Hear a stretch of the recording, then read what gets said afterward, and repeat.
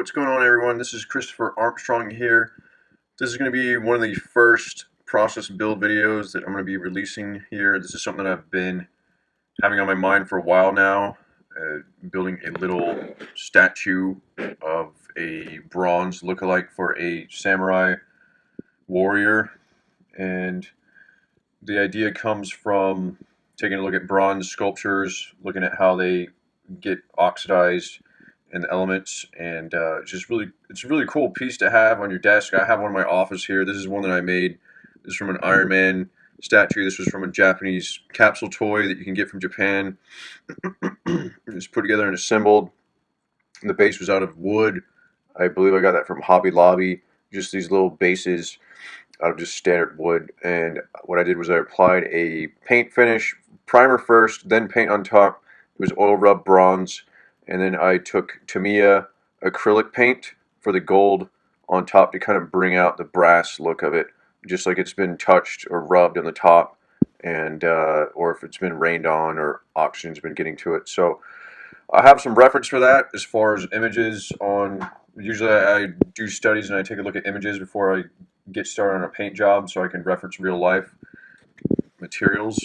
But first of all, here is the statue that I have itself. It's a little miniature kit, and I put a penny here for scale. You can see how tiny this is. I mean, it's just crazy tiny. It came in this box. It was well packaged. I believe this came from Asia, somewhere overseas. Here's the card if you want to order from these guys. But yeah, I highly recommend this kit. I tried to find one in the States, but they didn't have one that was this detailed. I mean, take a look at the detail up close. It's just pretty mind-boggling. This is all injection molded, so you can see right here at the top. That's a little gate is what they call it for the injection molded machine. It all is held together just like on a car model kit that you have to break apart. This came in all separate pieces in little bags, and first of all, what I need to do is trim off those parts. I already did that on the bottom of the feet here. So there was some they call it flashing from the mold, so that where the gate is hanging over, you just trim off the flashing. I have an X-Acto blade here, so this fits in the slots at the feet, like so. We can get it right, just like that. So what I'm going to do here is well, right here, you can just break these off with your hand. Just twist it like that. So that breaks off like that. Same thing with this one. This is some of the shoulder armor. I was looking at some videos on just doing some research on samurai armor. It's really cool. And it's super fascinating how the Japanese came up with the armor in the beginning and they evolved it over time. But the biggest thing is they wanted it to be lightweight and flexible, so they could do all their sword work with it. And it was made out of just platelets that were held together by little ropes. So it was kind of a mixture between hard and soft material. Yeah, same thing here. This looks like whatever the name here, it looks like the mold design name, whoever made it. Looks like ARM 35956, or maybe it's a part number. Regardless, that's going to have to come off. So same thing, just snap that piece off. It's pretty easy. So wherever you can snap it, snap it. Where you have to cut it, you have to cut it. I'm going to have to try to cut this with one hand while I'm holding the camera. I don't want to mess up any of the detail here.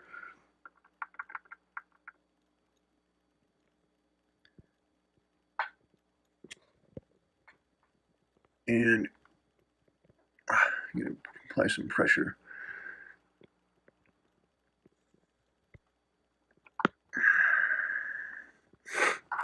Oh, the whole part went flying. I got to put this on pause. Alright, so anyway, trying to cut that with one hand was no bueno. It just didn't work. So this is what it looks like. I mean, hopefully you cut it with two hands.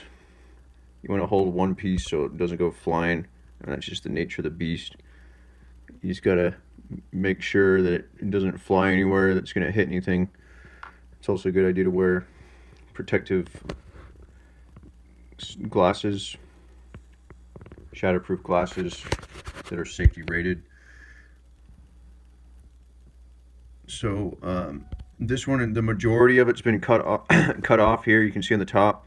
What I'm going to do is on some of that, you have to go back and clear out the rest of it. So I think this one I'm okay to.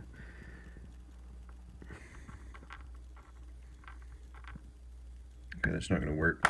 So anyway, you clear off the rest of it. It's better with two hands. Clear off the rest of it so it looks like this on the top, so it's flush.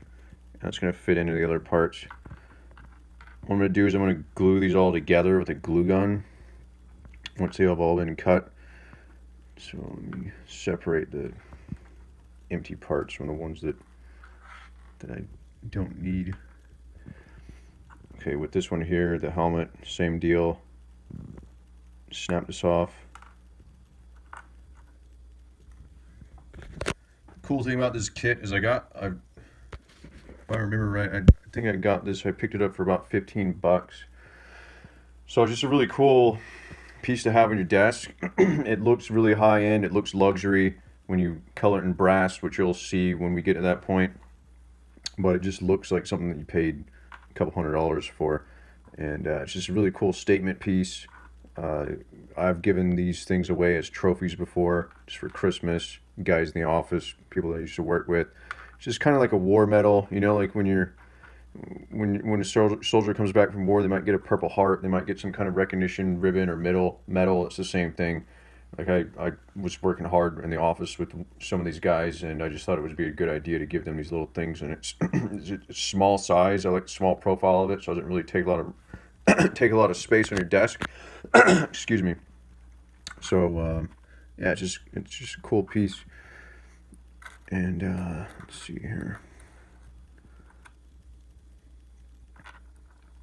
Oh yeah, so this one looks like it's two swords together. I'm just gonna snap that. I might edit some of this out. No, it's not a good idea to snap it. It's better to cut it. So that one I'm gonna cut.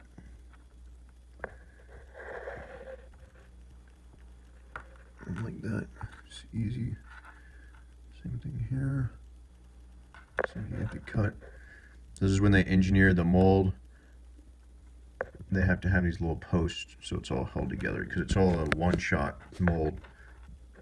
That's how the machines work.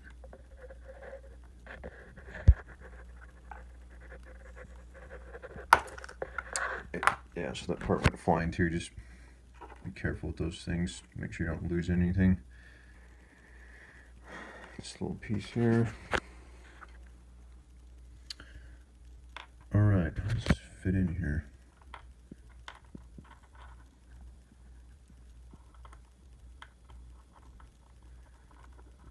So that's what the helmet looks like.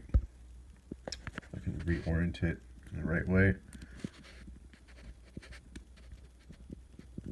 The helmet's gonna look like just super badass. You know, the way that they have some of the samurai armor, they had mustaches that were built into the mask, which was really cool.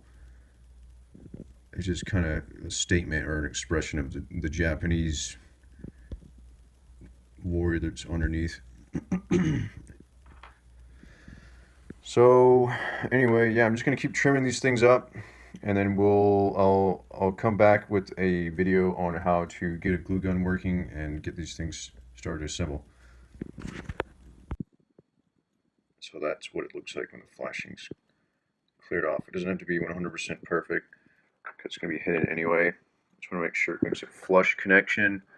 I'm going to put the hot glue in that piece. Yeah, just like that. It's looking awesome already. And the thing about these resin kits, they call it resin.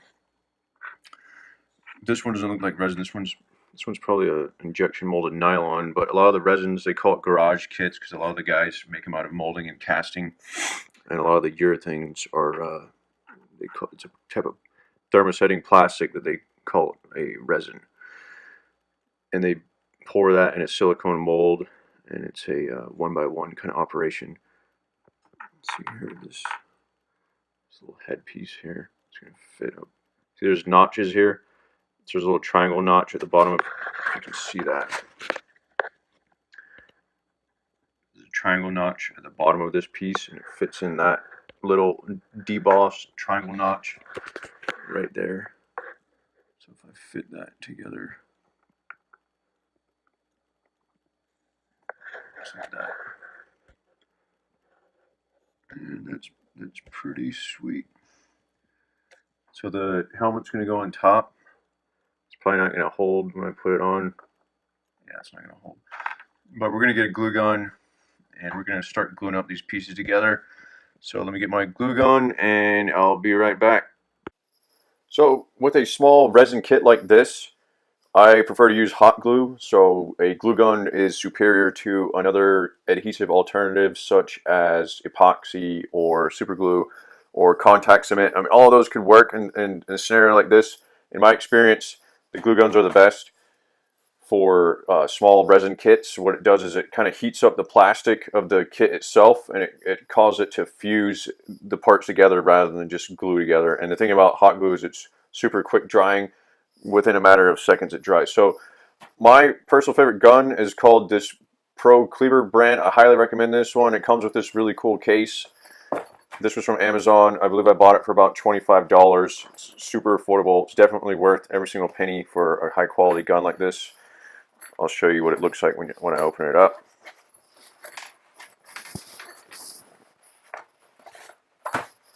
So what you have your glue sticks here. This is a user guide if you need it. Glue sticks on one end. This little thing, I never use those. That's if you burn your fingers. To prevent that, just don't touch this tip. That's my #1 recommendation. As far as the gun itself, it's super robust, high quality made. I've tried other guns on Amazon, honestly, and these full-size type of guns, and one of them I had to send back right away just because it crapped on me as soon as I bought it. So this Pro Cleaver brand, I bought this based on the reviews. This was the highest reviewed gun on Amazon. I haven't had any problems with it. This thing is great. This thing is built like a tank, and it's super high quality. So let me show you how it stands up. So basically this end is flat on the handle. You lower down this tripod or bipod here, wire stand, and you get a good hold here. It's flat on the ground. There's a power switch here. This is called a full-size gun, which uses full-size glue sticks. So this one I believe is this is an 8-inch glue stick. I think they have up to 10 and 12-inch glue sticks. This is a multi-purpose glue stick. So this is a all temperature or a medium temperature. There's high temperature, there's low temperature depending on the project at hand. This one works well for basically anything. This is also a 100 watt gun, if you can see that there. There's guns that go all the way up to 200 watt. There's some that go up to 300 watt. I can assure you that that's a little bit overkill. I honestly don't know a situation where you'd need that kind of wattage on a gun. This one works like a beast. This one's great. The glue is great. It works for everything. It holds up well. Like I said, it's really robust unit. It's quality built, it's well made. I highly recommend getting this specific gun here because it comes with a case. Like I said before, the thing about glue guns is it's very difficult trying to find a place that's good for a glue gun. I mean, it's got this really oblong, it's a gun shape. It's very wonky. Just an odd shaped tool to fit in a toolkit. And a lot of toolboxes that I use are kind of small and low profile, so I can tote them around very easily. This one is nice because it comes with a kit. You have your sticks here all together. You don't have to fumble around with it. You don't have to worry about where you put it or if you lost it or not. And that's great because you can just carry this one with you, or you can throw this in your toolkit if you have space for it. So in the next part of this video, I'm going to show you how to power this thing up, my recommendations on using a glue gun itself, and let's get this little model glued up. Alright, to show how a glue gun works here, this thing's It's been plugged in for about a minute.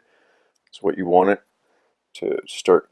It should be starting to heat up. The heating element up front. You never want to touch the tip there. That's just a safety concern. Never touch. It's going to get super hot. So I already inserted the glue stick, and see it puffing smoke there. So it's a good idea to put something under it because there's going to be glue leaking out. I just took the back of a post-it note here. Yeah, so you can see the glue dripping out pretty quick. So let's start by the feet here. So what I'm going to do is orient this in a way that it's going to stand up. So what I'm going to do is go in, just put a little bit, barely, you just want to barely coat it. You don't want a lot oozing out. So when this gun, it's kind of, since it's a full-size gun, it's pretty powerful. You just gotta be really gentle on the trigger. All right, so just put a couple of drops. What I'm gonna do is orient that right above and just push it down. Hold it there.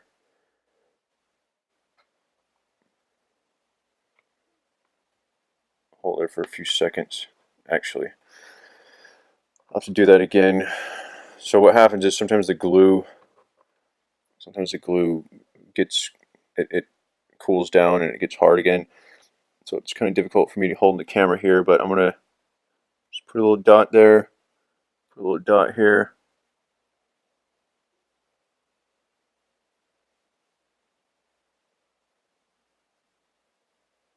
All right, so it should be hot enough. Orient it back around, find its place. I'm not going to put too much pressure on it because if it squeezes out too much, there's not going to really be anywhere for the glue to grab a hold of. So for it to bond correctly, you want it to kind of do its work. That's how hot glue works. Just kind of a gentle pressure that you want to apply. You don't want to apply a ton of force like with epoxy. All right, so for this piece, same thing, similar. Actually, do the head here first. Yes, I was going to do the head with the mask just because I think it's just a lot cooler with the mask on, just more badass, all armored up. So let's see, let's put a little dot at the bottom. So if you can see that, there's barely any glue there. I mean, you don't need a lot because the thing is, it's going to start pushing out. It squeezes out once you apply pressure.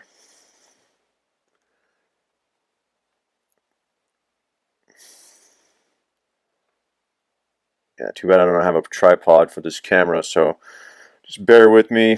It's not going to be, it's my homemade shaky cam. The whole point of this video is to get the point across because I've seen videos compared to just still images, and a lot of times it's a lot better way to learn from someone when you see a video and you see it actually live.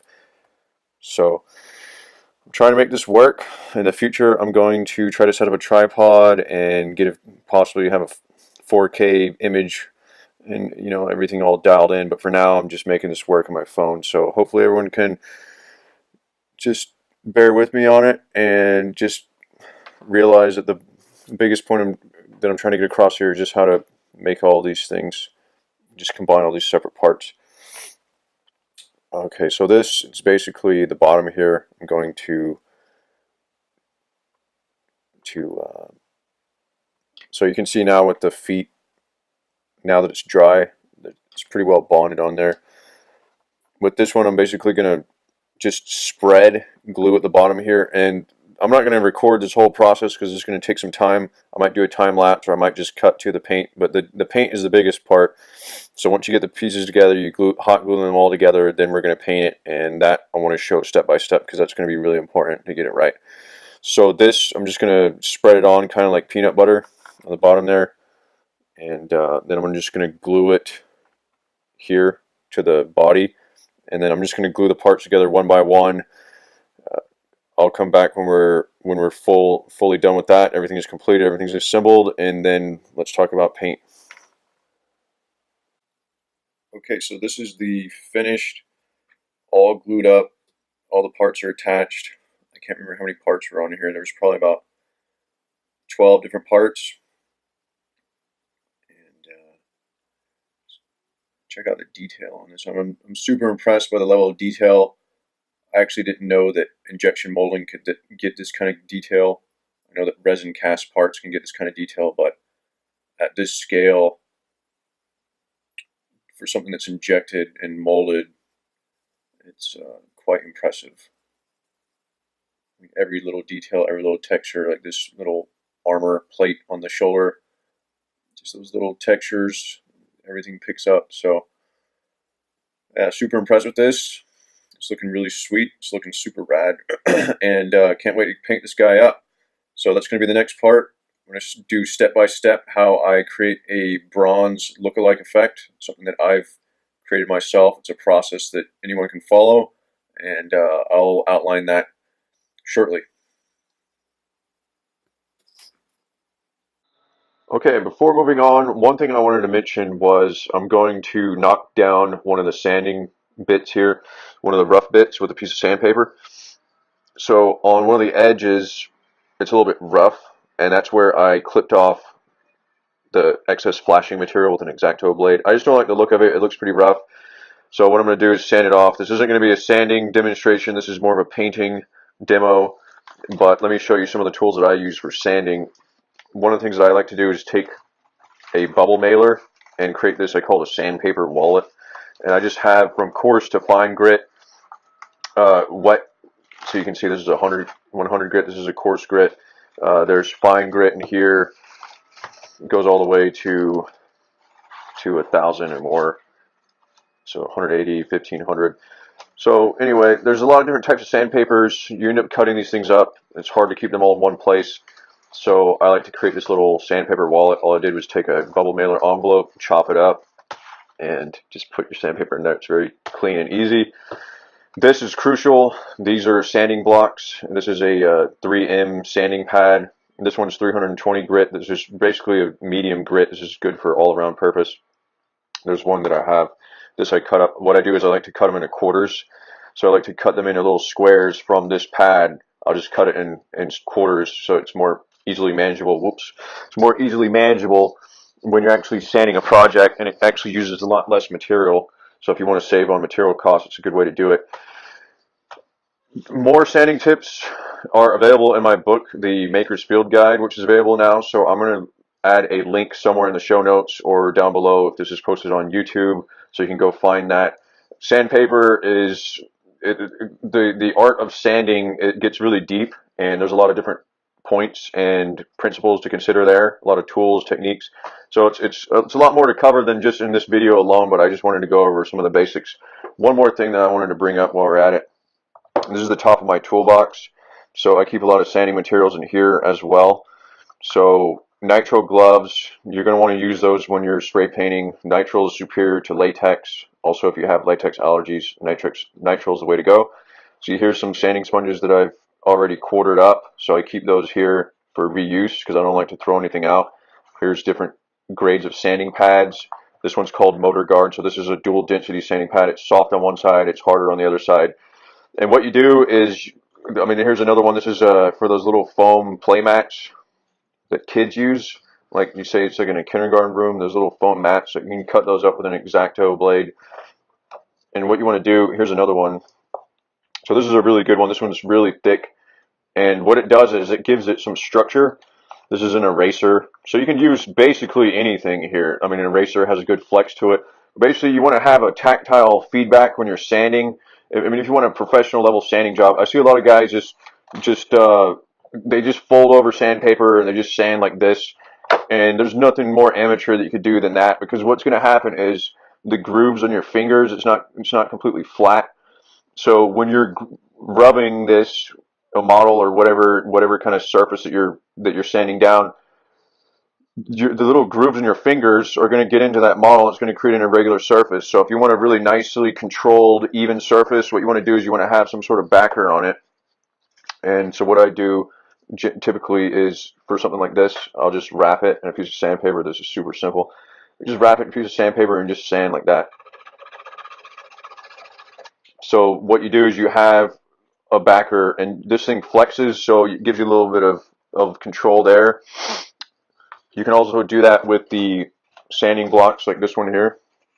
So this is a piece of wet sandpaper, so what I did was I got some water and I sanded it off. But this same thing, you just make sure it wraps around on all sides, and you just sand like this. So that's my recommendation with sandpaper. Like I said, there's more in the book that I have out. So that's the be-all, end-all guide. That was my intention when I wrote that book, because there's so many different complexities and so many different tips and tricks and techniques when it comes to making things.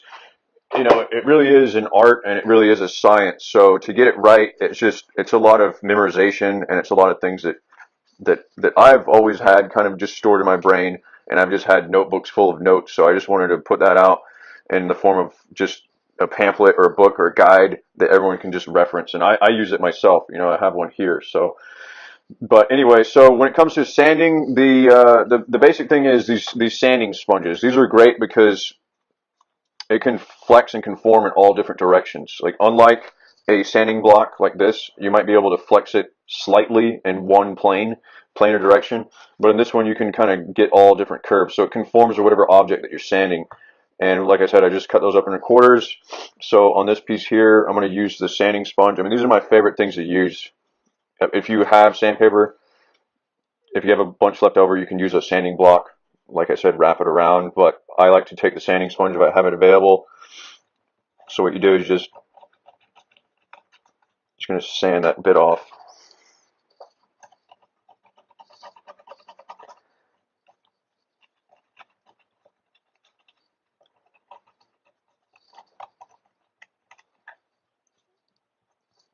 See how it's taking it off there. And then this one is the same as this. This is a 320 grit. I believe this was something like a 180.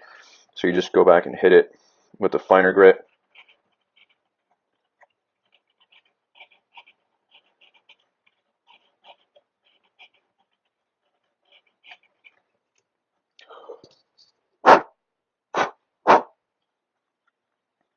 So there you go. Starts to clean it up.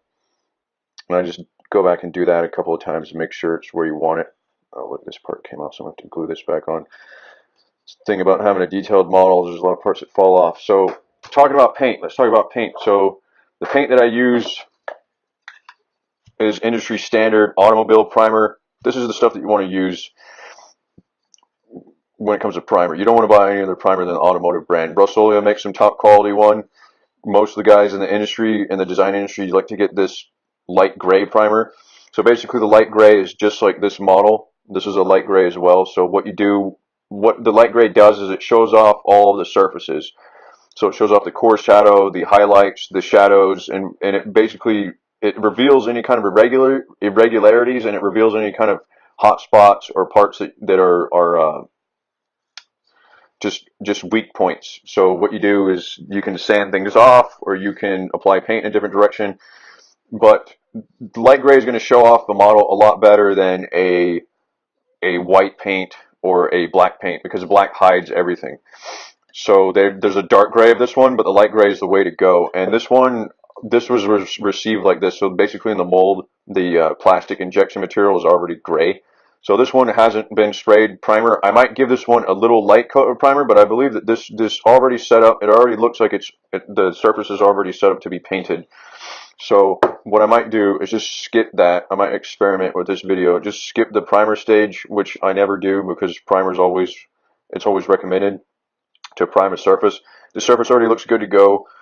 It's not too shiny. The thing about surfaces that aren't ready is if it's too shiny, you have to knock it down with sandpaper. You have to give it a little bit of tooth, as they say, which you take some of the sandpaper grit and you just sand it down a little bit, and that gives it a little bit of bite on the surface. It creates these little tiny scratches on a material's surface, and then once you prime it, the primer sticks to that a lot better, and then the primer itself it has a chemical compound, and it has a high solids content, which basically the top coat like this, like acrylic enamel spray paint. This is a rattle can because it has a rattle on the inside. So in the industry, that's what we refer to these things as, rattle cans.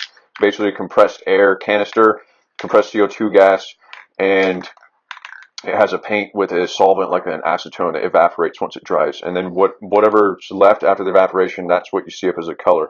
That's what shows up as a color on the final model. Just like this one here. I like these cans. These are great because you can see this is the oil rubs bronze, and you can see the quality of the paint surface of what it's going to be like when it's painted. And this is pretty accurate. We can show you what happens once I paint it, but it's pretty accurate. If you're ever in doubt, there's instructions and guides in the back of the spray can, so just read those. It has drying times, it has conditions, it has humidity ratings. This is a metallic. This is a paint and primer run all in one. Like I said, usually I don't trust these things. I don't usually trust a paint and primer all in one. Usually I'll go with the automotive primer, and I'll have to primer it with automotive before I'll put the paint on top. But like I mentioned, this model already seems good to go.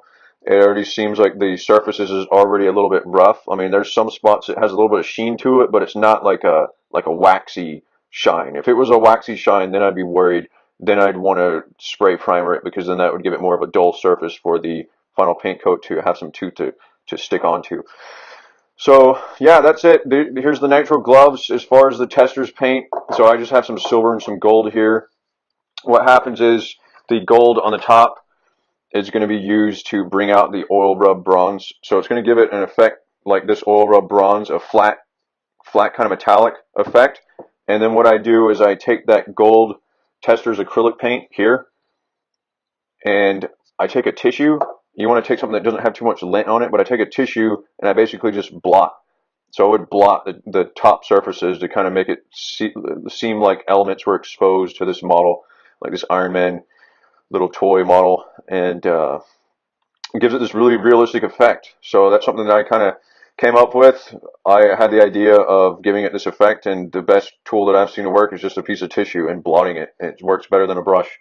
So I'm going to get into that, and let's go outside and let's start spray painting this guy.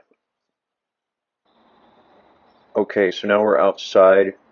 What I've done here was created a super makeshift improvised spray booth, just taking packaging tape, taking these coupon books that they send you in the mail. I mean, you're going to get them for free. I get a lot of them, so it's just to protect against overspray.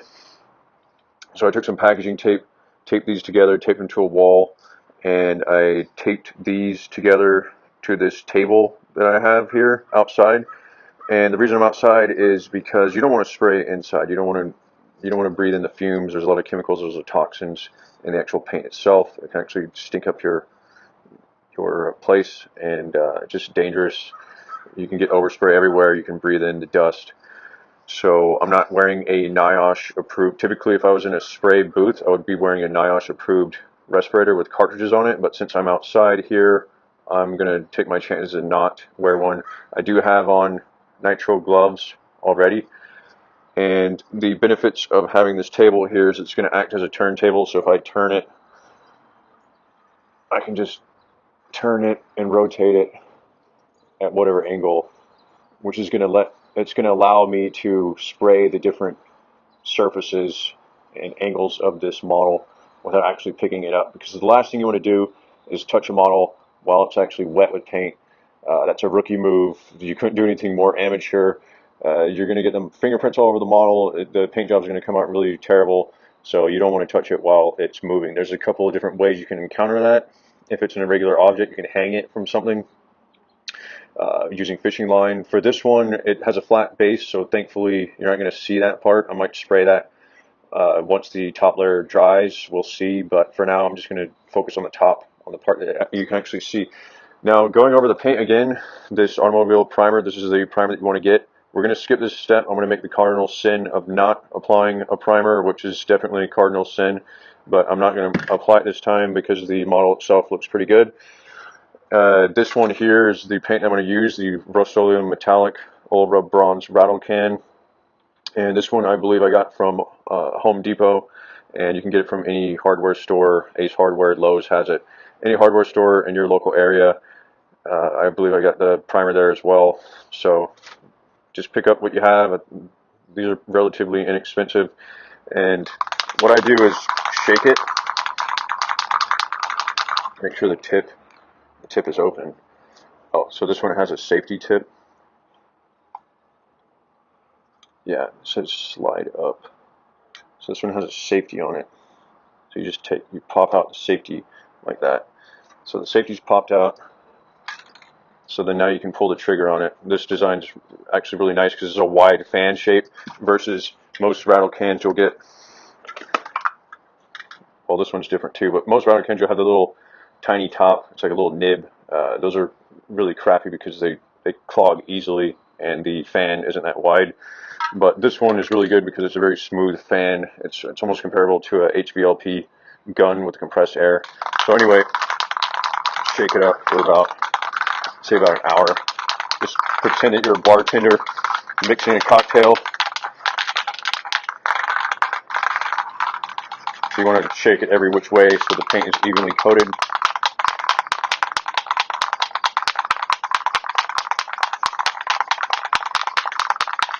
Probably about a minute will do it.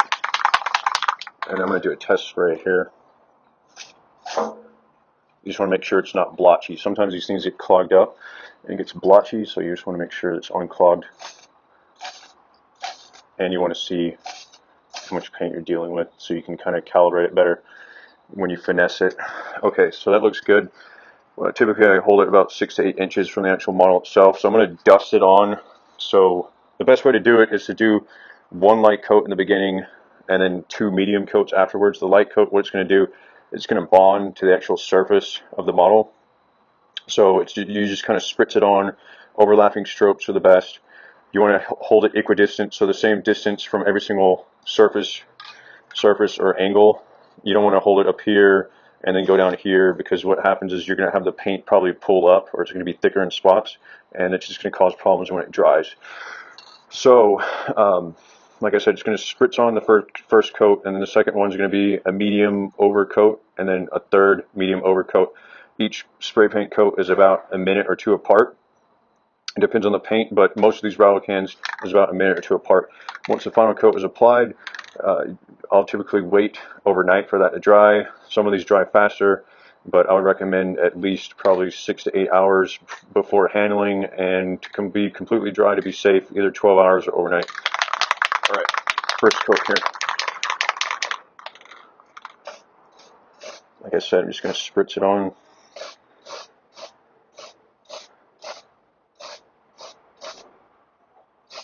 And it looks like it's sticking pretty well. If it has any problems, I'm going to have to go back and actually apply that primer coat that I was talking about. But it looks like it's sticking pretty well. I don't want to put it on too heavy. Just rotate this. You want to make sure you get in between all the crevices also.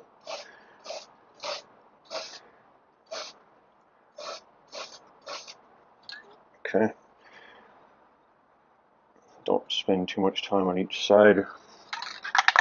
Sometimes I'll shake it in between to make sure the paint is still evenly being mixed.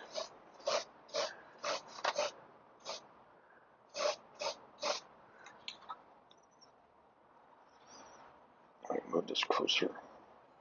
Okay, there we go.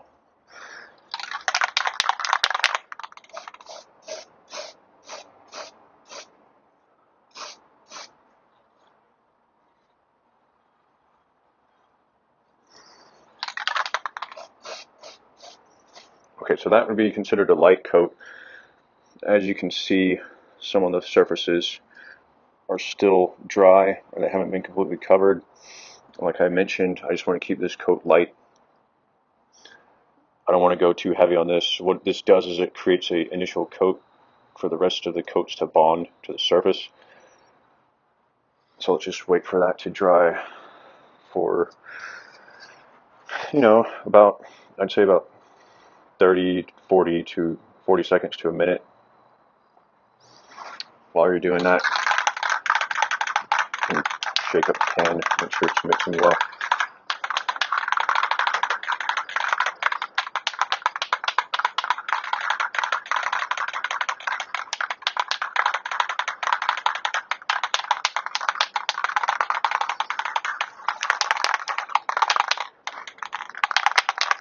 Alright, so this is going to be the second coat here.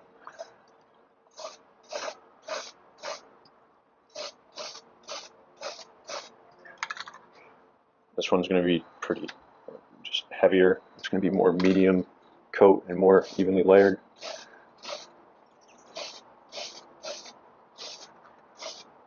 Spraying down on it too to get that base. Sometimes if you spread it at an angle, the paint kind of dries like this weird dusty. The solids won't completely evenly land on the surface, and it'll just dry as this weird dusty, just really poor paint quality. It just looks like dust. It looks like a mistake. It doesn't look like a controlled paint surface, like an industrial professional paint job.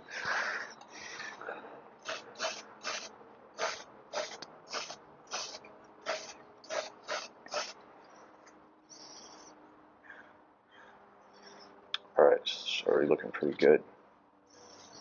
It's already giving that bronze effect.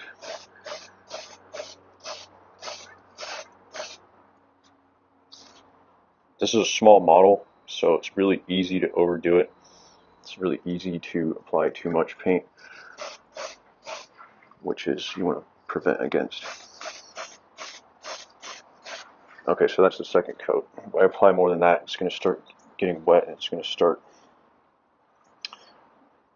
dripping. So I'm going to wait for this to dry for about 3 minutes, and then I'll come back and apply the final coat. Okay, it's been about 3 minutes, so this model's had ample time to dry. Now we're going to apply the final paint. Just make sure the Styrocan's mixed up.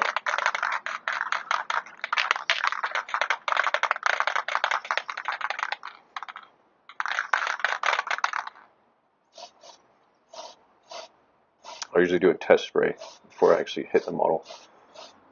That's just a habit, but it's a good habit. Okay, rotate. And the reason you do that is because you want to make sure that it's not blotchy like this. It's a blotchy spray paint coming out. You want to make sure that that gets out of the nozzle first before you actually contact the model. You want it to be as even as possible.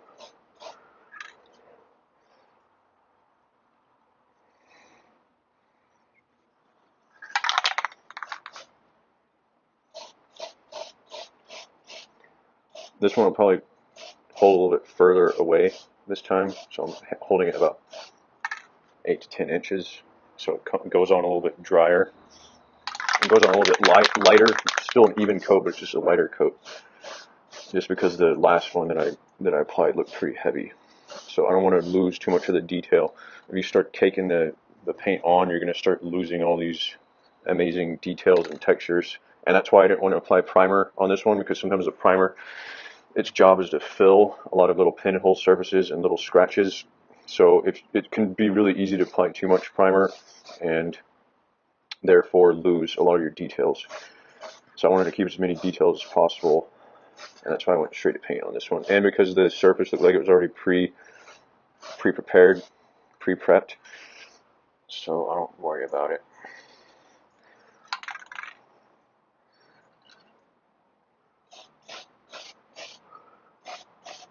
Hit it from all angles, hit it from the bottom a little bit.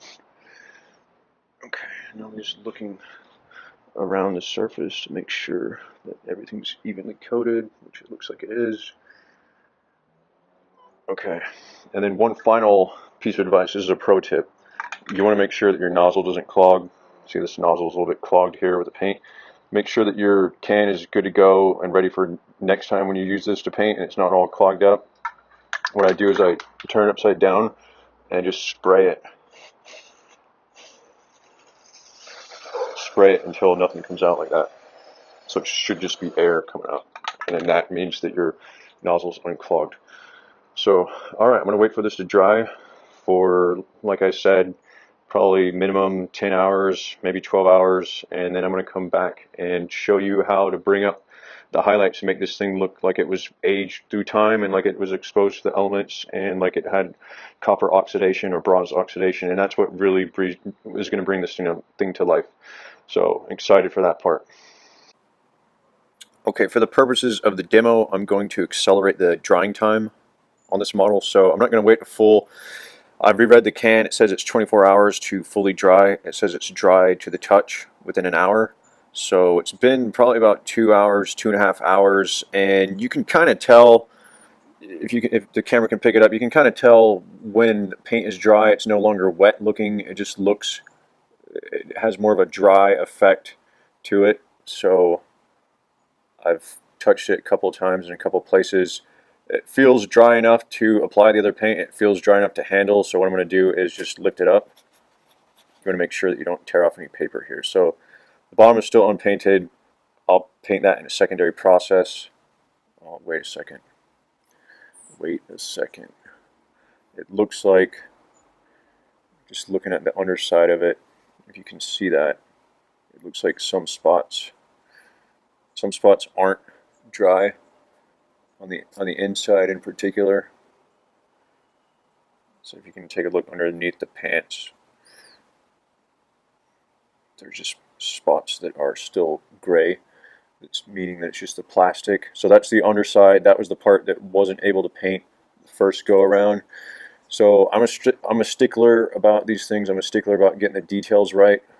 Yeah, you can see in there, it's all still dry. So I'm a stickler about getting this to look as realistic as a sculpture as possible. So what I'm going to do is I'm going to take the paint can that I have and I'm going to spray the underside of it, just resting. To choose you have to choose the right angle, because once you lay it down you won't be able to pick it back up. So I mean, ideally I'd just be able to hang it, but I think I can get away with just laying it on this side. Should do. So let's go get the paint can. Okay, we have our can here. What I'm going to do is flip it, because I noticed that, if you can see on the inside there, it's still dry, no color. So let me shake up our paint can. Shake this up again. I'm just going to spritz it on this side, and I'm going to flip it and then allow it to dry on the other side. So do a test stream here. Okay.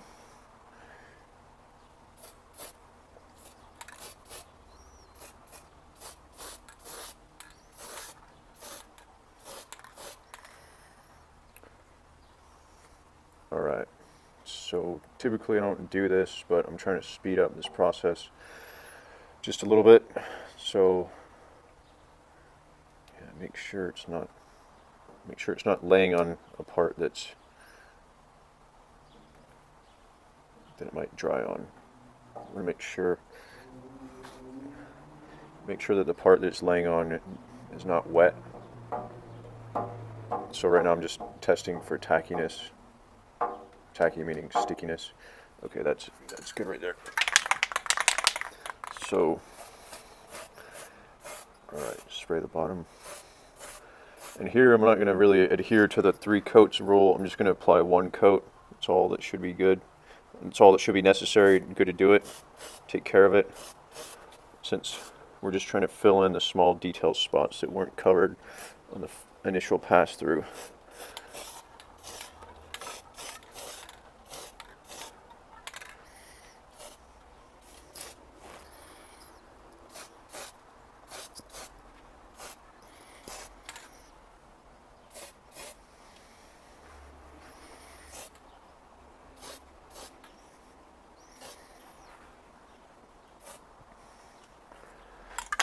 Take the base one more time.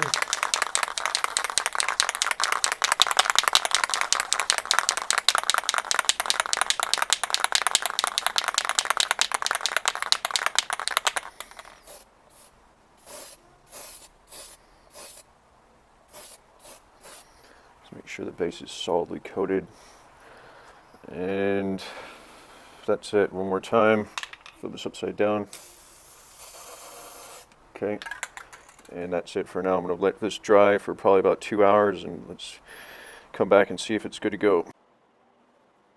So one final trick I used off camera was I pretty much rigged up this makeshift out of toilet paper rolls. I made up a makeshift stand, so you can see the clearance is just perfect to allow the sword and allow this statue to be free hanging. So basically the reason I did that is because I didn't want the model laying on its backside, because sometimes if you have something laying on a wet side that had paint applied to it, it can just lead to all sorts of just weird, wonky, bad effects.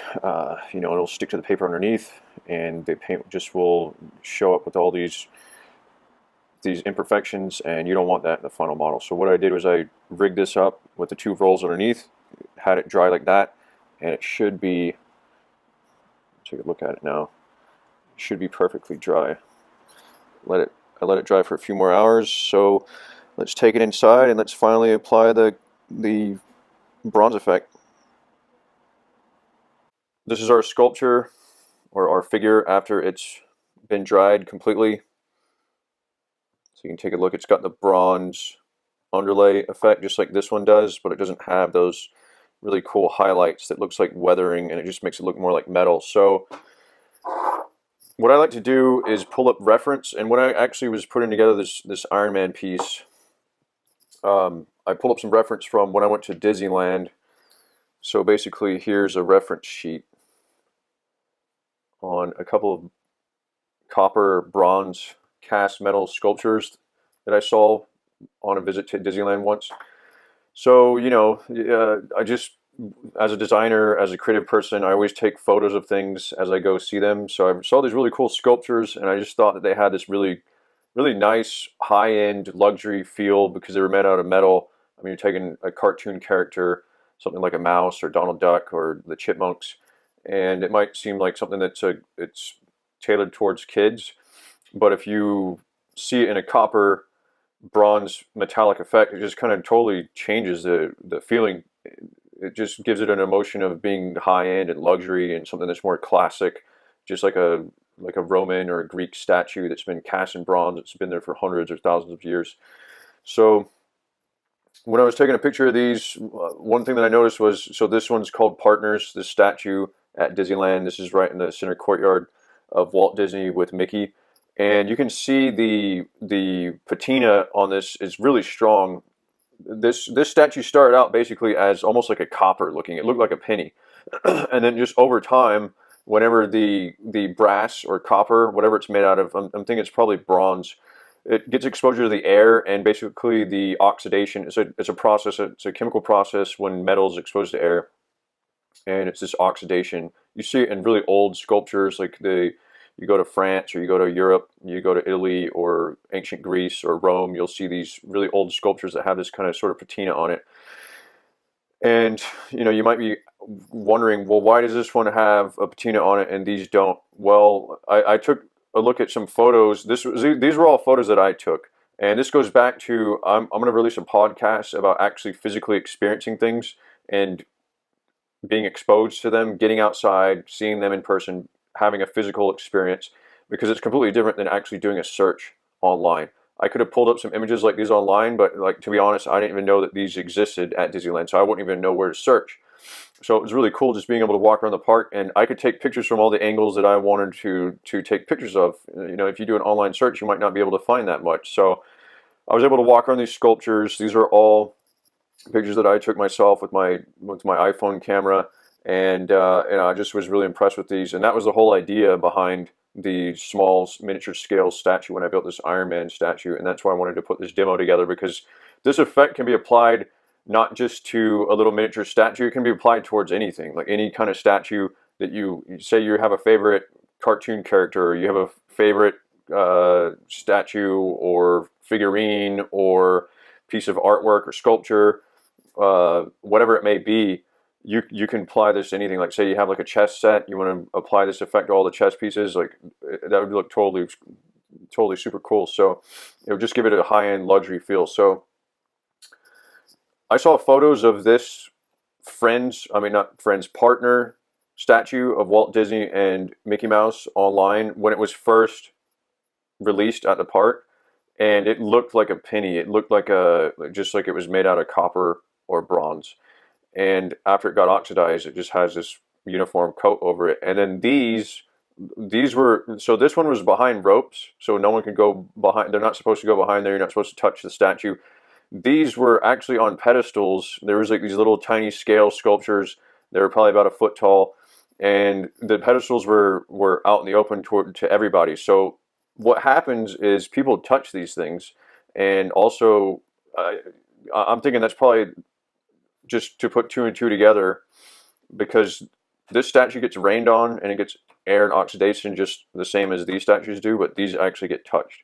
So you look at where the copper actually develops, the highlights, and it's actually where people would touch, like on the beak here or on the hat. It's just the areas that are exposed, and it's usually the areas that are facing up towards the sky.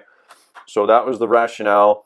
When I took a look at this, I wanted to take a look at basically looking at the areas that are facing up towards the sky, and it's an area that somebody might rub or they might touch with their hand. So that's why it prevents that area from being oxidized or having that patina effect like the rest of the sculpture. So basically, keeping this in mind, keeping this research and this data and this reference sheet in mind, that's what I'm going to use going forward with this sculpture. So this is going to be the same similar concept. I'm just putting it on a sheet of paper here that I fold in half just to protect my table. So I'm going to take this Tester's paint, which is the gold, shake it up to make sure it's evenly mixed.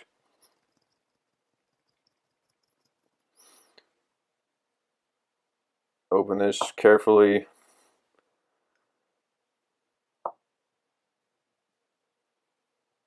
And then the technique that I like to use, it looks way more realistic than having a brush because it's more of blotchy. If you're trying to get this effect here, that looks kind of blotchy. It looks like a flake effect, like a metallic flake, and it's just kind of spotty. It's not perfect. The best way to do that is to have a paper towel, dab it in the paint, and then just dab the sculpture with the paper towel. So one of the cautions I want to recommend is some paper towels are really thin like this. You can see my fingers through it. I would not recommend using a paper towel that's this thin, because what's going to happen is the paint's going to, this has a lot more lint in it, and the lint's going to show up on the actual sculpture or the figure, and it's also going to rip when it starts to dry. So the paint's going to cause the paper towel to rip. So something better to use is more a paper towel like this that's thicker. So that's what I'm going to use, is this paper towel that's thicker. So I'll just fold it a couple of times, and then I'm just going to dab it into the paint. Oh, well, got some on my desk. Let me clean that up real quick, because I don't want that staining my desk here, my workspace.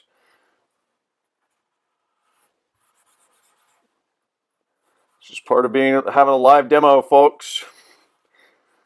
It's not going to be perfect. So, all right, let's try that again. Just be careful with it. So I'm going to make a close seal, and then just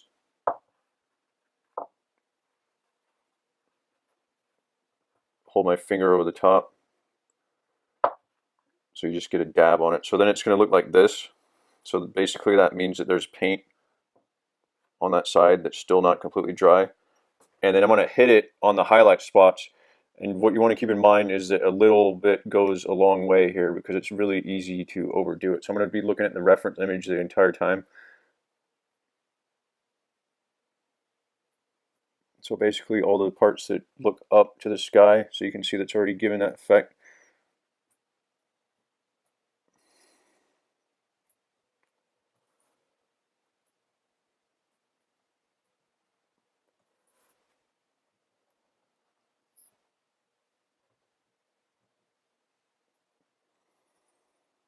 And what's going to happen is once you start blotting it like this, the copper color is going to start to dry eventually. So then you're just going to have to dab it again. Yeah, so you can take a look. That's what's going on. So it's giving it this really cool gold flake effect. It's not completely perfect. It's not even. I mean, that's exactly how it's going to be when somebody touches a sculpture.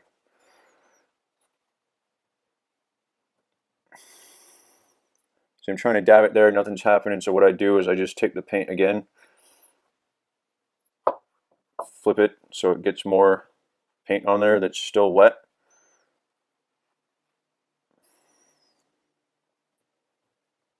Yeah, there we go. So now it's showing up again.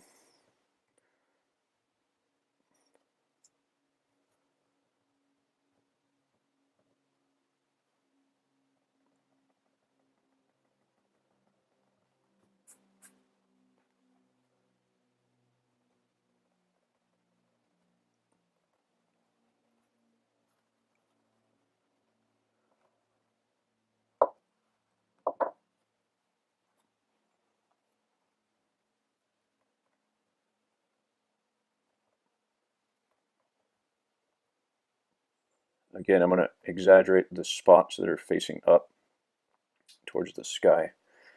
And it's going to really bring out those highlights.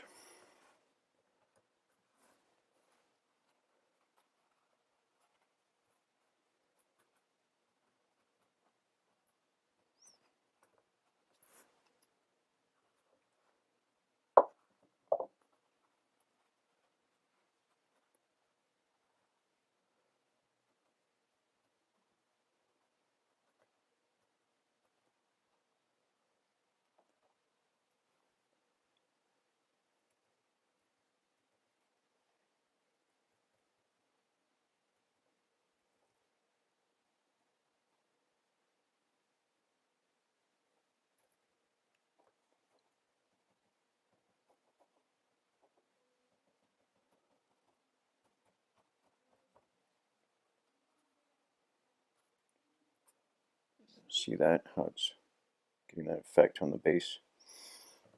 So it's starting to look super cool already.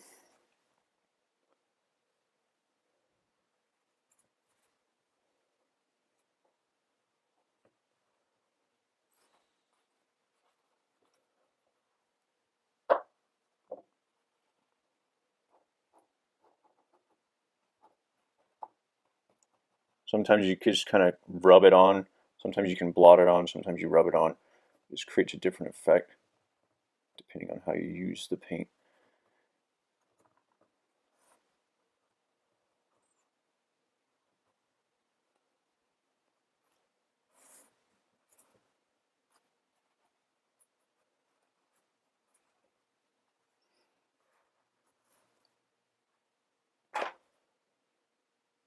All right, so that's a general idea of how it works.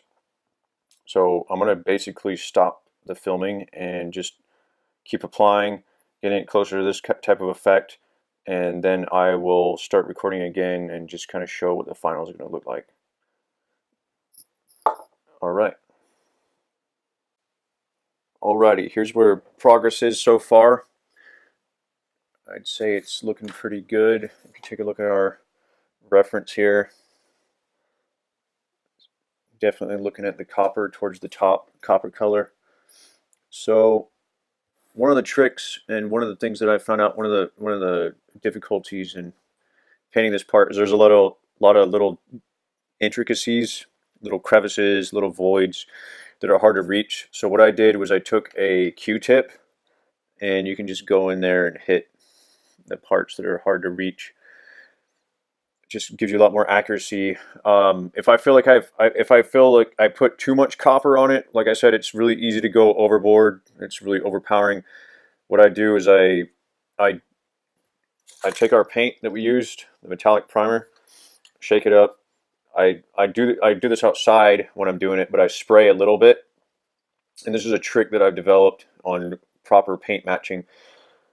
Is I spray a little bit of it into a plastic cup, or in this case, this is a little Pringles lid from a potato chip can. I just keep these over the years. It's really nice to mix gouache and watercolor paint in, so I just use these as multi-purpose. But took that outside, spray a little bit of this paint in there, and so then I have the gold on one side. Say I need to put more oxidation on it, or the rub bronze on one side to take it off. So it's just kind of a push or pull. It's whatever looks right.